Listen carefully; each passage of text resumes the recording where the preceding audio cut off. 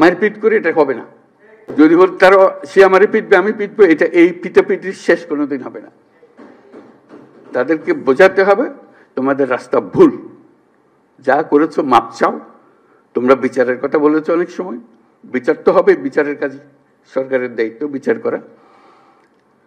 এবং তোমরা তাৎক্ষণিক বিচার চেয়েছো, এখানে অনেকে তাৎক্ষণিক এক্ষুনি বিচার চাই। বিচারের মুশকিল হলো যে তাৎক্ষণিক হয় না এই জিনিস, কারণ তাৎক্ষণিক হতে হলে অবিচার হয়ে যায়।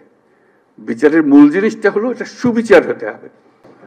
বিচারের কাজ চলতে থাকুক, যারা অপরাধী, যাকে সাক্ষ্য প্রমাণ আছে তারা পুলিশের হাতে সুপর্দ করে দাও, বিচারের হাতে তুলে দাও, সে প্রক্রিয়া চলতে থাকবে। তুমি তুলে দেবে তাকে যথেষ্ট সাক্ষী প্রমাণ সহ। অবিচার যেন না হয়। আমরা অবিচারের বিরুদ্ধে দাঁড়িয়েছিলাম বলেই আজকে এই সংগ্রাম হয়েছে, এই আত্মত্যাগ হয়েছে। আর আমরা যদি অবিচারে নেমে যাই তাহলে তাদের আর আমাদের তফাৎ হলো কি?